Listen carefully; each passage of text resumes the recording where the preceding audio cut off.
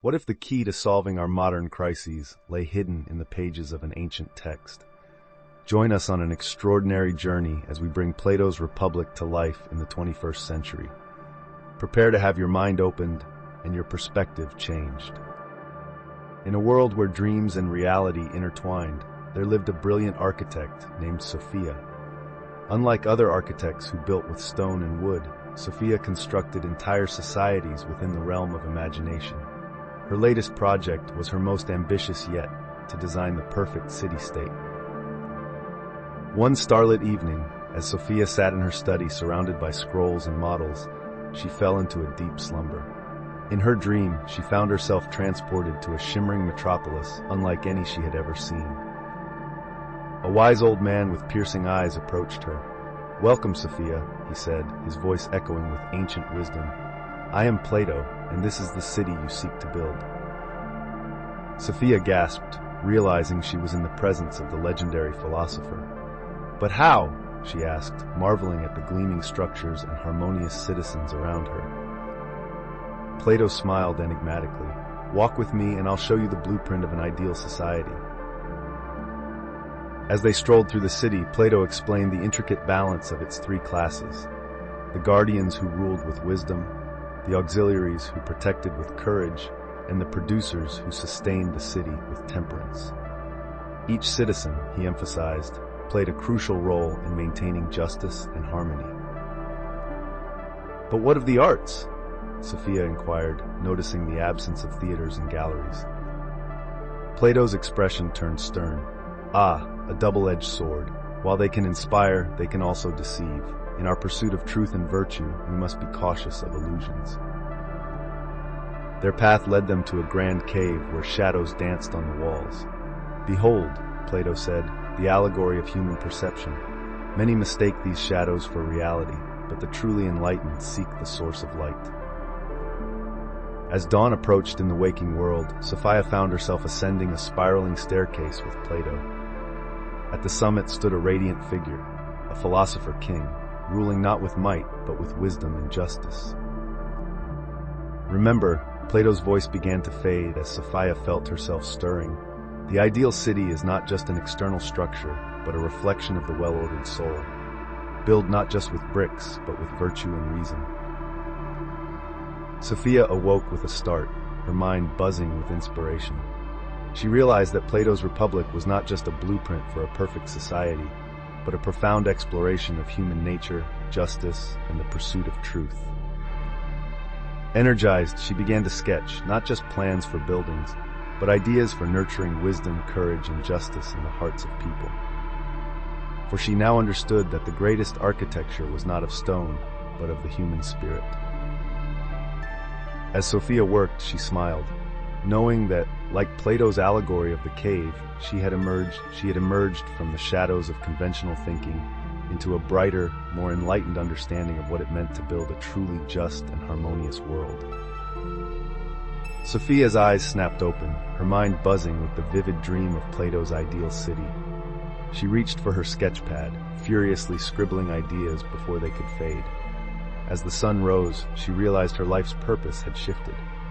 No longer content with designing mere buildings, Sophia yearned to architect a better society. Months passed as Sophia pored over philosophical texts and social theories. She started small, implementing changes in her architectural firm. She divided her employees into teams based on their strengths: visionaries, protectors, and producers, mirroring Plato's societal classes. To her surprise, productivity soared and workplace harmony improved. Meanwhile, in the bustling metropolis of New Athens, Mayor Alex Paulus faced a city in crisis. Crime rates were climbing, education was failing, and civil unrest brewed. As he sat in his office, buried under reports and polls, an email caught his eye. "Seeking visionary leader for societal transformation project." Intrigued, Alex clicked. It was from Sophia, now a renowned social architect. Her proposal outlined a radical reimagining of New Athens based on ancient philosophical principles.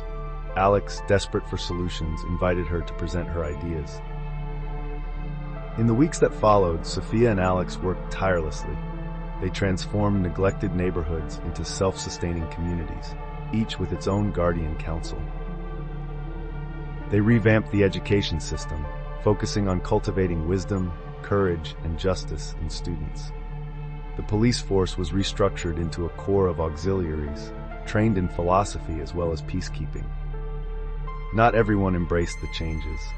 Critics accused them of creating a nanny state and suppressing individual freedoms. Sophia often found herself questioning if she was truly following Plato's vision or imposing her own interpretation. One night, struggling with doubt, Sophia fell into another dream. This time, she found herself in a modern city square, face to face with Plato himself. "You seem troubled, my student," Plato said, his eyes twinkling. Sophia poured out her concerns. "Am I right to impose this structure on society? What about personal choice and freedom?" Plato smiled. "The greatest freedom comes from a just soul and a just society. But remember, the republic is an ideal, a target to aim for, not a rigid blueprint. The key is to foster the pursuit of wisdom and justice, not to enforce a perfect system." As they walked through the city, Sophia saw her implemented ideas in action. But now she noticed the organic way they had evolved, adapted by the citizens to fit their needs while maintaining the core principles. "Your task," Plato continued, "is not to build a perfect city, but to plant the seeds of virtue and reason. The true republic grows in the hearts and minds of the people." Sophia awoke with renewed purpose. She realized that her role was not to dictate, but to guide and inspire. She began organizing public forums, encouraging citizens to engage in philosophical debates about justice and the common good. Alex, seeing the positive changes, supported Sophia's evolving approach. Together, they launched the New Athens Academy, a public institution dedicated to fostering critical thinking and civic virtue. Years passed, and New Athens transformed. It wasn't a perfect replica of Plato's republic, but a living, breathing entity that embodied its spirit. Crime rates dropped as citizens became more engaged in their communities. Education flourished, producing not just skilled workers, but thoughtful, ethical individuals. Sophia, now an elder stateswoman, sat in a park watching children play. A young girl approached her, eyes bright with curiosity. "Miss Sophia," the girl asked, "I heard you built our city. How did you do it?" Sophia smiled, reminded of her own youthful quest for knowledge. "I didn't build it, dear. I just helped people see the architect within themselves. The real city," she tapped the girl's chest gently, "is built in here." As the sun set on New Athens, Sophia felt a sense of peace. She had not created a perfect society, but she had set in motion a perpetual dialogue, a never-ending quest for wisdom, justice, and the good life. And in doing so, she had brought Plato's ancient dream into the modern world, not as a rigid utopia, but as a living, evolving idea. If this story of philosophical adventure resonated with you, like this video, share it with friends, and subscribe to our channel for more inspiring content that challenges you to think differently. Together, let's build a community of modern philosophers and visionaries.